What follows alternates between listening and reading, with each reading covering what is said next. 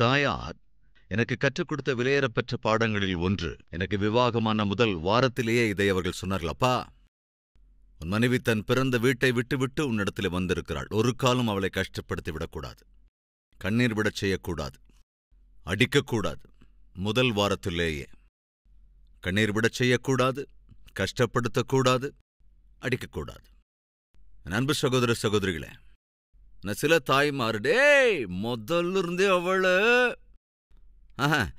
இருந்தே அவளை உன் கண்ட்ரோல்ல வச்சுக்கணும்டா, தலை மேல தூக்கி வச்சு ஆடக்கூடாது, தோல்ல சுமந்துட்டு போகக்கூடாது, எங்க வைக்கணுமோ ஒன்னுக்கு உதவாத ட்ரைனிங் இது. வாய் திறக்க விடாம செய்யணுடா. கொஞ்ச நாள்ல இந்த அம்மா வாயை திறக்க விடாம அவங்க செஞ்சிருவாங்க. அப்படித்தானே? ஏன்னா எதை விதைக்கிறார்களோ அதைத்தான் அறுப்பார்கள். அதுக்கு தான் சொல்றேன், மாமியார்களே, அந்த மாதிரி பண்ணிடாதீங்க, காயப்படுத்தாதீங்க. நகோமி, அதாவது அவள் ஒரு அவைக்குரியவள் அல்லாவிட்டாலும் கூட எங்கேயோ ஒரு இடத்துல மருமகள்களை நேசிக்கிற மனப்பக்குவத்தோட இருந்திருக்கணும். இல்லைன்னா அவங்க 2 பேர் எதுக்கு இருந்திருப்பாங்கல்ல. இப்போ ரூத்தோட பேருக்கு அர்த்தம் என்ன? யாருக்கா தெரியுமாங்க? ரூத் என்ற பெயரின் அர்த்தம் என்ன? ஸ்நேகிதி. என்னங்க? ஸ்நேகிதி, தோழி. ரூத் பெயருக்கேற்ற நபருங்க. கவனிங்க, தான் மிக சுலபமாக பிறரை தன்னகப்படுத்திக் கொள்ளுகிற திறமையை கொண்டிருந்தவள்.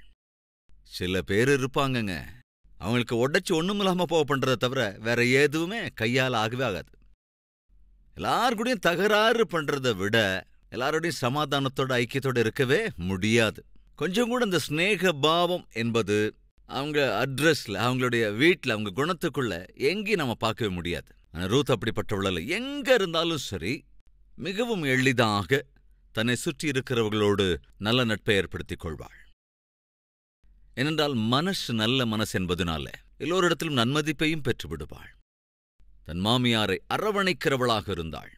அற்புதமான விஷயம் என்னன்னா, கணவர் இருக்கும்போதே மாமியாரை கண்டுகொள்ளாத நாட்கள் இது. கணவன் இறந்து போயிட்டா அந்த குடும்ப பந்தமெல்லாம் காலி ஆயிடும். ஆனா அந்த வீட்டில் அது நடக்கல. நகோமியும் சொன்னாள், அதைத்தான் சொன்னாள், மகளே, நீ போய் உனக்குன்னு ஒரு குடும்பத்தை அமைச்சு நீ உன்னுடைய வாழ்க்கையை வாழ். நீ உனக்கென்று ஒரு குடும்பத்தை உருவாக்கிக் கொள்ள. என் கூட இருந்து என்ன செய்ய போற? ஆனா ரூத் என்ன சொன்னாள் தெரியுங்களாங்க?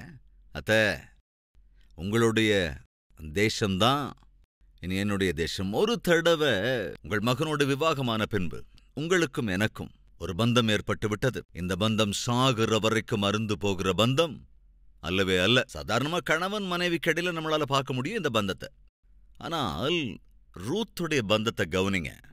ஒரு மனிதனோடு எனக்கு ஒரு பந்தம் ஏற்பட்டது என்றால் அந்த நபரை பெற்ற தாயாரோடும் எனக்கு பந்தம் ஏற்படுகிறதல்ல. அதனால் தான் சொல்கிறேன், அன்பு தம்பிமார், தங்கைமார், அப்பாவுக்கு தெரியாம, அம்மாவுக்கு தெரியாம, உன்னுடைய உற்றத்தார் சுற்றத்தாருக்கு தெரியாம ஏதோ ஒரு மரத்தடியிலையோ அல்லது 4 சுவர்களுக்கு மத்தியிலோ கல்யாணம் பண்ணிக்காதீங்க. ஏன்னா விவாகம் என்பது 2 பேருக்குள்ளாக மாத்திரம் ஏற்படுகிற பந்தம் அல்ல, 2 குடும்பங்களுக்கு மத்தியில் ஏற்படுகிற ஒரு பெரிய பந்தம். 2 குடும்பத்து உறவினர்களுக்கு மத்தியிலே ஏற்படுகிற சம்பந்தம். எனவே இந்த விலையேற பெற்ற பந்தத்தை புரிந்து கொள்ளாமல் அட்ரஸ் இல்லாத திருமணங்களை செய்து கொண்டு கடைசியில் அட்ரஸ் இல்லாமையே போயிடுறாங்க. அது நல்லது இல்லைங்க. அத்த, உங்க மகனை நான் திருமணம் செஞ்சதுக்கு அப்புறம் நீங்க என்னுடைய அத்தையா என் வாழ்க்கைக்குள்ள வந்துட்டீங்க. உங்க பிள்ளை இறந்து போயிட்டார் அப்படிங்கிறதுக்காக உங்களை விட்டுட்டு போற குணம் என்னுடைய குணம் அல்ல. இந்த அன்பும் பாசமும், நாம் 2 பேருக்கும் உள்ள இருக்கிற இந்த பாச நேசத்தை எப்படி விட்டுட்டு போக முடியும்? எப்படி உங்களை புறக்கணிக்க முடியும்? என் கணவர் இறந்து போயிட்டாரு. உங்களுக்கு உங்களுடைய பிள்ளை, உங்களுடைய கணவர் எல்லாரும் இறந்துட்டாங்க. என்னை விட பார்க்க போனா நீங்க தான் ரொம்ப அபாக்கியவதிங்க. ஒரு புறத்துல கணவரையும் இழந்து போய் மறுபுறம் பிள்ளைகளையும் இழந்து போய் நிக்கிறீங்க. என்னை விட அதிக துக்கத்துல நீங்க இருக்கீங்க. அப்படிப்பட்டு உங்களை நான் எப்படிங்க விட்டுட்டு போக முடியும்? நீங்க நல்லா இருக்கணுங்கிறதா என் ஆசை, உங்க கூட இருக்கணுங்கிறதா என் ஆசை. இல்லம்மா, என்னை பத்தி யோசிச்சு உன்னுடைய எதிர்காலத்துல ஏன் நாசம் பண்ணிக்கிறேன்? இல்லவே இல்லத்த. ஒரு தடவை ஒரு அத்தையா என் வாழ்க்கைக்குள்ள நீங்க வந்ததுக்கு அப்புறம் மருமகளா நான் செய்ய வேண்டியதை செஞ்சுதான் ஆகணும். இனி உங்களுடைய தேசம்தான் என்னுடைய தேசம், உங்களுடைய ஜனம்தான் என்னுடைய ஜனம், உங்களுடைய தேவன்தான் என்னுடைய தேவன். நியாயாதிபதிகள் நியாயம் விசாரித்த நாட்களிலே ஒருவர் கூட தேவனை நேசிக்கவில்லை. அவனவன் தன் மன விருப்பத்தின்படி வாழ்ந்தான். அப்படிப்பட்ட நாட்கள்ல ஒரு அந்நிய ஸ்திரீ, ஒரு மோவாபிய ஸ்திரீ இப்ப என்ன சொல்றாள் கவனிங்க. உங்களுடைய தேவன்தான் என் தேவன், கர்த்தர்தான் இனி என்னுடைய தேவன். அந்த வார்த்தையை ஒரு மோபாவிய பெண், பரிசுத்தமற்ற ஒரு ஜனக்கூட்டத்திலிருந்து வந்த ஒரு அந்நிய பெண் இந்த வார்த்தையை சொன்னபோது பரலோகத்திலிருந்து தேவன் பார்த்துட்டாருங்க. என்னது? சபிக்கப்பட்டதான ஒரு ஜனக்கூட்டத்திலிருந்து வந்த ஒரு ஸ்திரீ என்னை ஏற்றுக்கொண்டாளே, என்னை தேவன் என்று அங்கீகரித்திருக்கிறாளே, அவளை நான் ஆசீர்வதிப்பேன், அந்த மகளை நான் உயர்த்துவேன் என்று தேவன் அன்று தீர்மானம் எடுத்து விட்டார். அன்பு சகோதர சகோதரிகளே, என்னைக்காவது இப்படி சொல்லிருக்கீங்களா?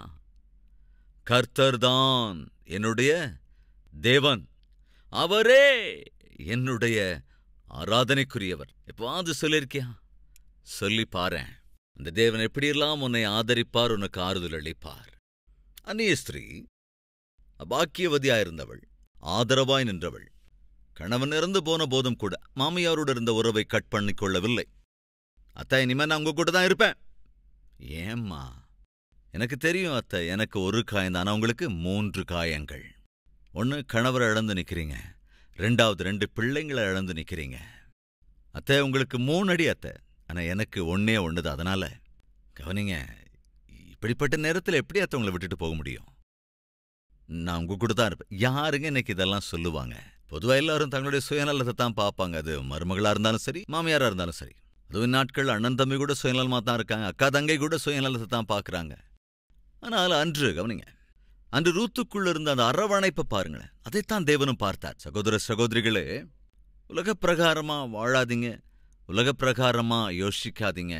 தேவன் காண்கிறார் என்று புரிந்து கொண்டு அவரை சந்தோஷப்படுத்த முயற்சி செய்ய வேண்டும். அது மருமகளா அல்லது மாமியாரா, அதேபோல ஒரு மருமகனா அல்லது ஒரு மாமனாரா, தேவனை சந்தோஷப்படுத்த முயற்சி செய்யணும். ஆதரவாய் நின்றவள். 4வதாக, ஆவிக்குரியவள். எப்பொழுது பெத்லெகேமுக்குள் அடியெடுத்து வைத்தாள், உட்கார்ந்து சாப்பிடுற புத்தியுள்ளவள் ரூத் அல்ல, ரூத் அல்லவே அல்ல. சில பேர் பார்த்தீங்கன்னா கால் மேல கால் போட்டுக்கிட்டு உட்காந்து மேயறதை தவிர வேற வேலையே இருக்காது.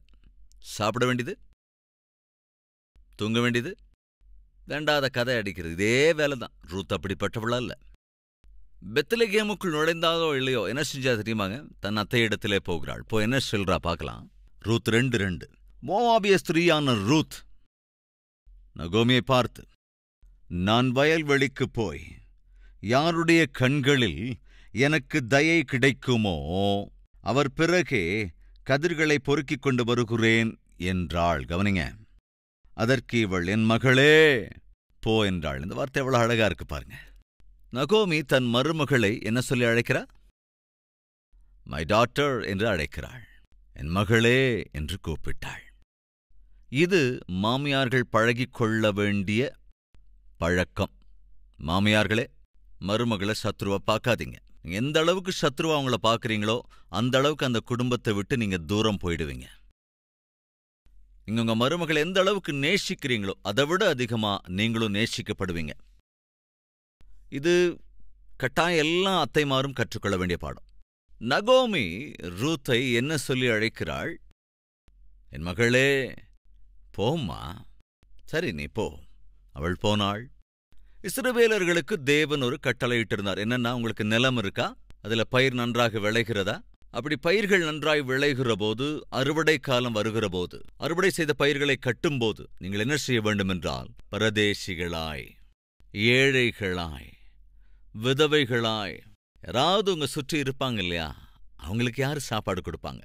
உங்கள மாதிரி அவங்களுக்கு வயல்வெளி இல்லையே, உங்கள மாதிரி அவங்களால பயிர்களை விளைவிக்க முடியாதுல்ல. ஏழைகள் அல்லவா, விதவைகள் அல்லவா, நாடோடிகள் அல்லவா. அதனால நீங்க என்ன செய்யணும்னா, பயிர்களை அறுவடை செய்து அந்த கதிர்களை கட்டும்போது சில கதிர்களை நீங்கள் விட்டுவிட வேண்டும். மீதியுள்ள பயிர்கள் எல்லாத்தையும் கட்டி எடுத்துக்கிட்டு நீங்க உங்க இடத்துல அவைகளை கொண்டு சேர்த்து வைக்கலாம். ஆனால் சில பயிர்களை, கதிர்களை அந்த வயல்ல அப்படியே விட்டுடுங்க.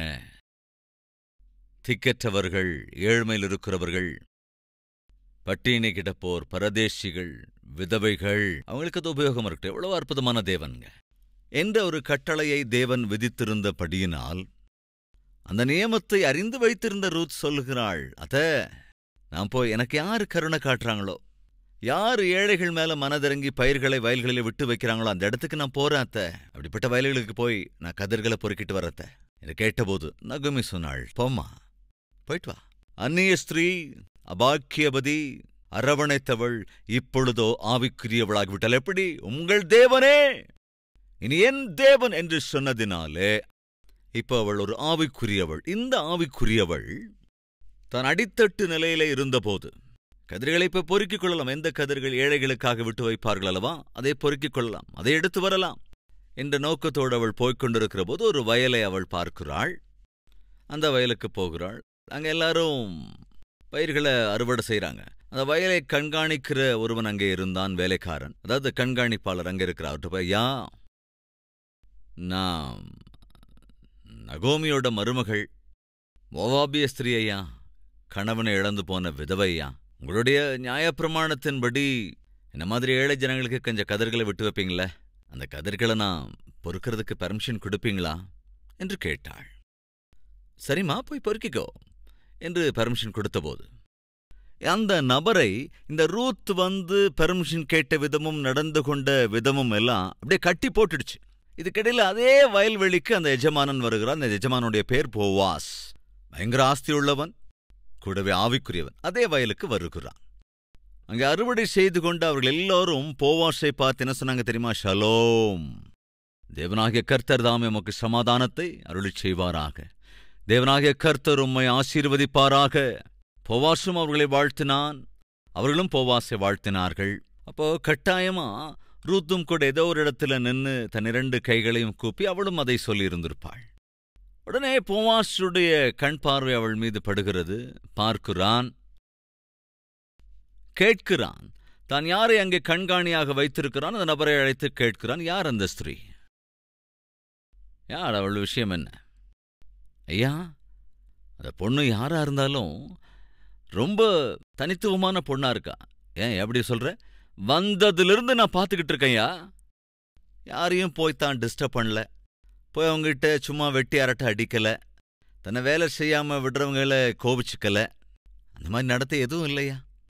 குனிஞ்ச தலைய மேல உயர்த்தவே இல்லையா. தன்னுடைய வேலை தான் செஞ்சுக்கிட்டு இருக்காளே தவிர வேற யார் வேலைக்கும் குறுக்க போல, யாரு கூடயும் வெட்டி அரட்டை அடிக்கல, அனாவசியமா யார் வேலையும் கெடுக்கல. ரொம்ப வித்தியாசமான பொண்ணா இருக்கிறாயா. Great testimony. என்னதுங்க? Great testimony. 6வது வசனம். அறுக்கிறவர்கள் மேல் கண்காணியாக வைக்கப்பட்ட அந்த வேலைக்காரன் பிரதியுத்தரமாக, இவள் மோவாப் தேசத்திலிருந்து நகோமியோடே கூட வந்த மோவாபிய பெண் பிள்ளை. அறுக்கிறவர்கள் பிறகே அரிக்கட்டுகளிலிருந்து சிந்தினதை பொறுக்கிக் கொள்ளுகிறேன் என்று அவள் என்னிடத்தில் என்ன இருக்கு கேட்டுக்கொண்டாள். ஐயா ப்ளீஸ் ஐயா, ஐயா ப்ளீஸ் ஐயா, அதாவது தயவு செஞ்சு எனக்கு பெர்மிஷன் கொடுக்குறீங்களா ஐயான்னு கேட்டா. தொடர்ந்து, காலமே துவக்கி இதுவரைக்கும் இங்கே இருக்கிறாள், இப்பொழுது அவள் குடிசைக்கு வந்து கொஞ்ச நேரம்தான் ஆயிற்று என்றான். கொஞ்ச நேரம்தான் ஆயிற்று. அப்பொழுது போவாஸ் ரூத்தை பார்த்து மகளே என்று அழைத்தான். என் மகளே கேள் என்றான். அவள் வந்து நிற்கிறாள். நான் சொல்றது கேளுமா, நான் சொல்றது கேளு. நீ என் வயலுக்கு வந்திருக்கிறாய் ஒரு அபாக்கியவதியாய், ஆனால் நீ ஆதரவாய் நிற்கிற குணமுடையவள் என்கிற விஷயத்தை கேள்விப்பட்டேன். அபாக்கியவதிதான், ஆனா யாருங்க? ஆபத்தில் துணை நின்றவள். அவள் என்ன அப்படி செய்து விட்டாள்? தன்னுடைய மாமியாரை உயிருக்குயிராய் பார்த்து கொண்டாள். இந்த விஷயம் கேள்விப்பட்டிருந்தது யாருங்க? போவாஸ் கேள்விப்பட்டிருந்தான். ஏனென்றால் போவாஸ் அந்த பெத்லகேம்ல, அதாவது அந்த பகுதிக்கு ஒரு அதிகாரியை, ஆஸ்தி உள்ளவன், எல்லோருடைய நன்மையும் விரும்பினவன். எனவே எப்போ நகோமி திரும்பி வந்துட்டாங்கிற விஷயம் கேள்விப்பட்டானோ, அதோடு கூட இன்னொரு செய்தியும் கேள்விப்படுறான். என்னன்னா, நகோமியின் மருமகள் சாதாரணமான பெண் அல்ல. அப்புறம் வாசிக்கலாம் 10வது வசனம். அப்பொழுது அவள் தரையிலே முகங்குப்புற விழுந்து வணங்கி, நான் அந்நிய தேசத்தாளாயிருக்க நீர் என்னை விசாரிக்கும்படி எனக்கு எதனாலே உம்முடைய கண்களில் தயை கிடைத்தது? ஐயா, உம்முடைய வயலை விட்டு போகக்கூடாது என்கிறீர், வேற வயலுக்கு போக வேண்டிய அவசியம் இல்லைன்னு சொல்றீங்க. அப்படிதான் சொல்றான். நீ வேற இடத்துக்கு போக வேண்டிய அவசியம் இல்ல, அங்க போய் நின்று இங்க போய் நின்று கையேந்த வேண்டிய அவசியம் இல்ல. தினமும் காலையில் எந்திரிச்சோன்னு இன்னைக்கு நான் எங்க போகணும், எந்த வயலுக்கு போகணும், அங்க இருக்கிறவங்க எப்படிப்பட்டவங்களோ, இந்த டென்ஷன் எதுவும் உனக்கு அவசியம் இல்ல. என்னுடைய வயல்ல காலடி எடுத்து வச்ச, இனி உன் வாழ்க்கையில் எந்த குறையும் உனக்கு இராதபடி நான் பார்த்து கொள்ளுகிறேன். யாருங்க இந்த போவாஸ்? கவனிங்க, ஆண்டவராகிய இயேசு கிறிஸ்துவினுடைய அடையாளத்துக்குரியவன். என் அன்பு சகோதரனே, சகோதரியே, ஒரு விசை நீ ஆண்டவரை தரிசிப்பா என்றால், அவரை நீ பற்றிக் கொள்ளுவா என்றால், ஆண்டவர் சொல்லுகிறார், என் அண்டையிலே வந்து விட்டாய், இனிமேல் நீ தைரியமாய் வாழலாம். நீ எங்கேயும் போக வேண்டிய அவசியம் இல்லை. கவனிங்க, அப்போ அந்த இடத்துல ரூத் தலை குனிந்து பவ்யமா ஒரு வார்த்தை சொல்றா. என்னை விசாரிக்கும்படி எனக்கு எதனாலே உம்முடைய கண்களில் தயை கிடைத்தது. What you know about me? என்னை பத்தி உங்களுக்கு என்னையா தெரியும்? போவாஸ் சொல்லுகிறான், மகளே, உன்னை பத்தி எனக்கு தெரியாமையா இருக்கும். உன்னை பத்தி எல்லா விஷயமும் தெரியும். என்ன தெரியும் சொல்லுகிறான். அதையும் பார்க்கலாம். 10வது வசனத்தினுடைய 2ஆம் பகுதியிலிருந்து, எனக்கு எதினாலே உம்முடைய கண்களில் தயை கிடைத்தது என்றால், அதற்கு போவாஸ் பிரதியுத்தரமாக, உன் புருஷன் மரணமடைந்த பின்பு நீ உன் மாமியாருக்காக செய்ததும் அதெல்லாம் எனக்கு தெரியுமா. மா, நீ ரொம்ப பிரத்யேகமான பொண்ணுமா. கணவன் இருக்கும்போதே மாமியாரை கண்டுகொள்ளாத, எதற்கும் உதவாத நாட்கள் இவை. இப்படி இருக்கும்போது கணவன் இறந்து போன போது கூட மாமியாரை நீ கைவிட்டு விடலையே. மாமியாருக்கு எந்த குறையும் இல்லாம நீ பார்த்துக்கிட்டியாம. நீ உன் மாமியாருக்கு செய்த எல்லாம் எனக்கு தெரியுமா. இந்த நாட்கள்ல மருமகள்மார், தேவன் உன்னை ஆசீர்வதிக்க வேண்டும் என்று விரும்புகிறாயா? உன் குடும்பத்தை தேவன் ஆசீர்வதிக்க வேண்டும் என்று விரும்புகிறாயா? உன்னை ஒரு உன்னதமான நபராய் தேவன் ஆசீர்வதிக்க வேண்டும் என்று விரும்புகிறாயா? கவனே, ஒரு மருமகளாக உனக்கு கடமை இருக்கிறது. என்ன கடமை? மறுபடியும் விவரிக்க வேண்டிய அவசியமல்ல. ரூத் அப்படி பார்த்தா போதும். ரூத்தும் ஒரு மருமகள் தான்.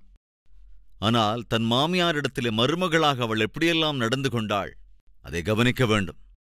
அங்கதாங்க ஆசீர்வாதம் மறைஞ்சிருக்கு. போவாஸ் சொல்லுகிறான், ரூத் கேட்கிறா, ஐயா, என்னை பத்தி உங்களுக்கு என்ன தெரியும்னா, எனக்கு தெரியுமா, எல்லாம் தெரியும். ரொம்ப பிரத்யேகமான பொண்ணுதான். பிரத்யேகத்தில் நம்பர் 1, கணவன் இறந்த பிறகு அவனுடைய தாயாரை விட்டு விடவில்லை. அது ரொம்ப ரொம்ப பிரத்யேகம். உன் புருஷன் மரித்த பிறகு உன் மாமியாருக்கு நீ செய்த எல்லாம் எனக்கு தெரியும். தொடர்ந்து வாசிக்கலாம். நீ உன் தகப்பனையும் உன் தாயையும் உன் ஜன்ம தேசத்தையும் விட்டு முன்னே நீ அறியாத ஜனங்களிடத்தில் வந்ததும் எல்லாம் எனக்கு விவரமாய் தெரிவிக்கப்பட்டது. அப்ப என்ன தெரிவிக்கப்பட்டிருக்கும்? அவள் என்ன செய்தாள் சொல்லுங்க? தன்னுடைய கணவன் இறந்து போனதற்கு பிறகு தன் மாமியாரை விட்டு விட்டு போகிற உரிமை தனக்கு இருந்தும் கூட, அத்த என்ன நீங்க உங்களை விட்டுட்டு போக சொல்றீங்க? ஒருமுறை உங்கள் மகனை நான் திருமணம் செய்து கொண்ட பிறகு உங்கள் பிள்ளை எனக்கு கணவரானார், நீர் எங்களுக்கு மாமியாரானீங்க. இந்த பந்தம் அருந்து போகிற பந்தம் அல்லவே அல்ல. அதை கேட்டு சொல்லுகிறான் போவாஸ், அம்மா, உன் செய்கைக்கு தக்க பலனை கர்த்தர் உனக்கு கட்டளை இடுவாராக. மாமியாரை நேசிக்கிற ஒவ்வொரு மருமகளுக்கும் தேவன் நன்மையை தருவார். மருமகளை நேசிக்கிற ஒவ்வொரு மாமியாருக்கும் தேவன் அதற்கான பலனை தருவார். எப்ப பார்த்தாலும் மருமகள் அப்படியே எரிச்சலடைய பண்ணிக்கிட்டே இருக்காதீங்க தாயே. எப்ப பார்த்தாலும் உங்க மருமகளை பத்தி உங்க மகன்கிட்ட அப்படி இப்படின்னு குற்றம் சொல்லிக்கிட்டே இருக்காதீங்க. அது நல்லது இல்லைங்க. மாமியார் மருமகளுக்கிடையேயான உறவுக்கு அடையாளம் ரூத்தும் நகோமியும். கவனிங்க, அதே விஷயத்தை திரும்ப கொண்டு வந்து போவாஸ் சொல்லுகிறான், மகளே, நீ சாதாரணமான பெண் இல்ல. உன்னுடைய கணவன் இறந்த பிறகு உன் மாமியாருக்கு நீ செய்த எல்லாவற்றையும் இந்த ஊரே மெச்சுகிறது. நீ சாதாரண பெண் அல்லவே அல்லவென்று. எனவேதான் நான் சொல்லுகிறேன், உன்னுடைய செய்கைக்கு தக்க பலனை கர்த்தரே உனக்கு அருளிச் செய்வார். அவர் அருளுவார்மா. அதிர்ஷ்டவதியாயிருந்தாள். அதிர்ஷ்டம் என்ற வார்த்தைக்கு இங்கிலீஷ்ல லக் அப்படின்னு சொல்லுவோம். எஸ், சாதாரணமா அவங்களுக்கு லக்கு நல்லா இருக்குன்னு சொல்லுவோம். அவங்களுக்கு நல்ல அதிர்ஷ்டம் கைகூடி இருக்குன்னு சொல்லுவோம். அந்நிய ஸ்திரீ, அபாக்கியவதி, ஆபத்தில் துணை நின்றவள், ஆவிக்குரியவள். கடைசியாக நம்ம பார்க்கும்போது அவள் ஒரு அதிர்ஷ்டசாலி. சாதாரணமா இந்த வார்த்தையை நம்ம பயன்படுத்த மாட்டோம், ஏன்னா அதை நான் நம்புறது இல்லைங்கிறதால. ஆனால் இந்த அதிர்ஷ்டம் அப்படிங்கிற வார்த்தை எங்கிருந்து வந்ததுங்க? இங்கிலீஷ்ல லக். இந்த லக் என்கிற வார்த்தை எங்கிருந்து வந்தது என்றால் கிரீக்ல இருந்து வந்தது. அப்போ ஒரிஜினலா கிரீக்ல என்ன வார்த்தை யூஸ் பண்ணாங்க அதை நான் சொல்றேன், கொஞ்சம் கவனிங்க. டைச்சிரோஸ் என்ற வார்த்தையை பயன்படுத்தினாங்க கிரீக்ல. அந்த டைச்சிரோஸ் என்ற வார்த்தைக்கு அர்த்தம் என்னன்னா, number 1 luck, number 2 fortunate, number 3 blessed. என்னங்க அது? லக் அதிர்ஷ்டம், அல்லது ஃபார்ச்சுனேட் பாக்கியம், அல்லது பிளஸ்ட் ஆசீர்வாதம். இதை நம்ம எப்படி சொல்லலாம்னா, நன்மைக்கேதுவான, பாக்கியம் பெற்ற, அதாவது நன்மை பெற்ற, பாக்கியசாலி. சோ யாருங்க இந்த ரூத்? பாக்கியவதி, அதிர்ஷ்டசாலி. அதாவது அதிர்ஷ்டம் அப்படின்னா, நான் நினைக்கவே இல்லைங்க இன்னைக்கு உங்களை மீட் பண்ணுவேன்னு. Today I am really lucky அப்படியெல்லாம் சொல்லுவோம். எஸ், உண்மையிலேயே இன்னைக்கு எனக்கு அதிர்ஷ்டம் தாங்க. ஏன்னா உங்களை சந்திக்கிற வாய்ப்பு எனக்கு கிடைச்சது. அதாவது நீ எதிர்பாராத சமயத்துல உன்னை தேடி வருகிற ஆசீர்வாதத்தை பொதுவா நாம என்ன சொல்லுவோம்னா லக்குன்னு சொல்லுவோம். அன்னைக்கு நினைக்கலங்க போவாஸ் அங்க வருவான்னு, போவாஸ சந்திப்பான்னு, போவாஸ் பேசுவான்னு, போவாஸ் பழகுவான்னு. அது மாத்திரமில்ல, தன் எதிர்காலத்திற்கான வாக்கு கொடுப்பான் என்றமா. இனி உன்னுடைய பிழைப்பை குறித்தோ எதிர்காலத்தை குறிச்சோ நீ யோசிக்க வேண்டாம். எங்க சாப்பிட்றது, எங்க போய் உழைக்கிறது, எங்க நான் போய் உட்கார்றது, எப்படி என்னுடைய வயிறை நிறைக்கிறது, இந்த எந்த ஒரையும் தேவையில்லை. என்னுடைய வயலுக்கு வந்துட்ட இல்லையா, இனி உனக்கு எந்த குறையும் இல்லாமல் இங்கே எல்லாமும் உனக்காக ஏற்பாடு செய்யப்பட்டு விடுகிறது. பாக்கியவதிங்க, அதிர்ஷ்டம் பெற்றவளுங்க, கட்டாயம் ஒரு பாக்கியசாலி. ஏன்னா முதலாவதா ஒரு அந்நிய பெண்ணாக இருந்த போதும் கூட, அவள் ஒரு அபாக்கியசாலியாக இருந்த போதும் கூட, அன்பு பாச நேசத்தை மாத்திரம் அவள் விட்டு விடாமல் தன்னுடைய தேசமல்லாத தேசத்துக்கு வந்து தன் தேவன் இல்லாத இன்னொரு தேவனை விசுவாசித்து பெத்லகேமுக்குள்ளே அத்தைக்கு துணையாக வந்த அந்த புண்ணியத்துக்காக தேவன் என்ன செய்றார் கவனிங்க.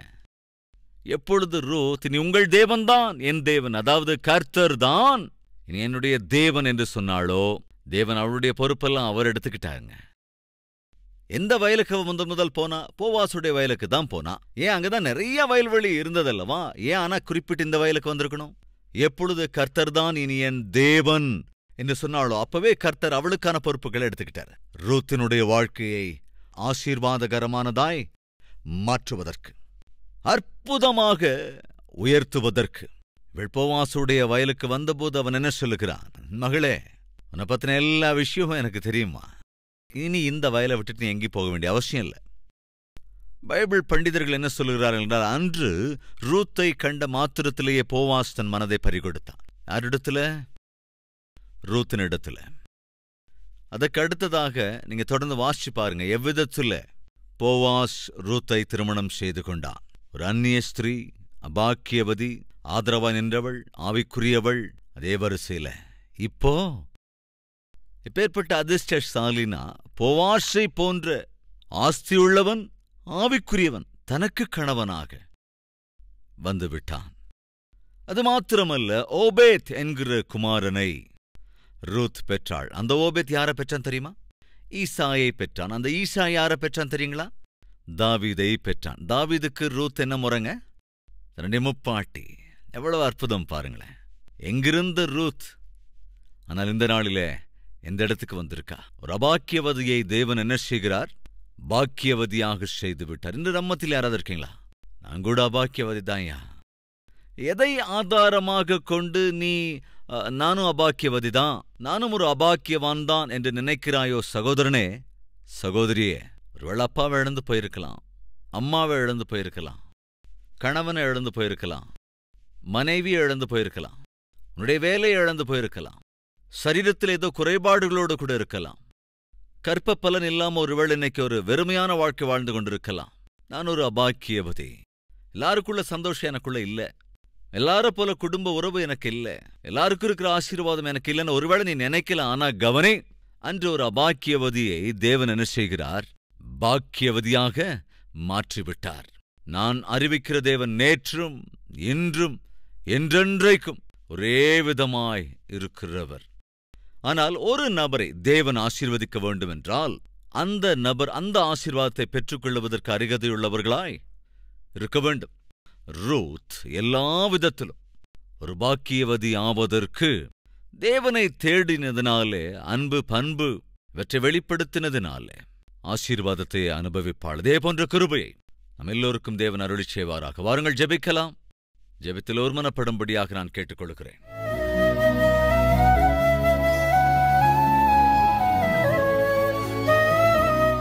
பரிசுத்தமுள்ள எங்கள் பிதாவே, அபாக்கியவதியாய் எங்கள் மத்தியில் யாரும் இருக்கிறார்களோ என்னவோ, ஐயா ஆண்டவரே, நானும் கூட ஒரு அபாக்கியவதிதானப்பா. எனக்கும் யாருமே இல்லப்பா. அப்பா இருந்து போயிட்டாங்க, அம்மாவும் இறந்து போயிட்டாங்க. அண்ணன் மட்டும் இருந்தாங்க, அவரும் இறந்து போயிட்டாரு. கணவர் இருந்தாரு, அவரும் இறந்து போயிட்டாரு. மனைவி இருந்தாள், அவளும் இறந்து போயிட்டாள். ஆண்டவரே, ஒரு காலத்து நல்ல ஆரோக்கியத்தோட இருந்தவன் தான், இருந்தவள் தான். ஆனா இன்னைக்கு ஆரோக்கியம் போயிடுச்சு. ஒரு காலத்துல எனக்கு ஒரு நல்ல வேலை இருந்தது, இன்னைக்கு அந்த வேலையும் போயிடுச்சு. ஒரு காலத்துல பென்ஷன் வந்துகிட்டு இருந்தது, இப்ப அதுவும் நின்னு போயிடுச்சு. ஒரு அபாக்கியவதி ஐயா. அப்பா ஆண்டவரே, யாராவது இந்த செய்திகளை கேட்டு மனப்பூர்வமாய் உம்முடைய சன்னதியிலே வந்து, ஆண்டவரே நான் அபாக்கியவதி, என்னிடத்திலே ஒன்றுமில்லை என்று மனம் விட்டு தங்களுக்கு இருக்கின்ற வேதனையை, துக்கத்தை, பாடுகளை உம்மிடத்திலே பகிர்ந்து கொள்கிற ஒவ்வொரு சகோதரனையும் சகோதரியையும் கண்ணோக்கி பாருங்கப்பா. ரூத்துக்கு மனமிறங்கினீரே, அபாக்கியவதியான அவளை அற்புதமான பாக்கியவதியாக்கினீரே. உம்முடைய ஒரே பேரான குமாரனாகிய இயேசு கிறிஸ்துவை இந்த உலகத்திற்கு தருகிற மகா அற்புதமான குடும்பத்தை கொடுத்தீரே. அதே போல ஆண்டவரே, இப்பொழுதும் இந்த வார்த்தை கேட்கிறவர்கள், அபாக்கியவதி, அபாக்கியவான், தோல்விக்கிழக்கானவன், எல்லா விதத்திலும் சிக்கல்களில் சிக்கிக் கொண்டிருக்கிறவன், எல்லா விதத்திலும் நஷ்டமாகியிருக்கிறவன், கஷ்டத்தை எதிர்கொண்டு கொண்டிருக்கிறவன், எல்லோரையும் இழந்து போய் நிற்கிறவன், அநாதியைப் போல நிற்கிறவன். ஆண்டவரே, எனக்கு இறங்குங்கப்பா. நீரே என் தேவன் அல்லவோ, நீரே என் கர்த்தர் அல்லவோ என்று மன்றாடுகிற, ஜெபிக்கிற ஒவ்வொரு தம்பியையும் தங்கையையும், சகோதர சகோதரிகளே, ஆண்டவரே நீர் மனதிறங்கி ரூத்தை அன்று எப்படி பாக்கியவதியாய் ஆக்கினீரோ, அதே போல இன்றும் இந்த ஜெபத்திலே ஒருமனப்பட்டிருக்கிற ஒவ்வொருவரையும் அப்பா பாக்கியமுள்ளவர்களாய் ஆக்குங்கப்பா. யுகிக்கவே முடியாத ஆசீர்வாதங்களால் நிரப்ப வேண்டும் என்றும் உம்முடைய நாமத்தை மகிமைப்படுத்த வேண்டும் என்றும் இயேசு கிறிஸ்துவின் நாமத்தில் வேண்டிக் கொள்கிறோம் பிதாவே. ஆமென்.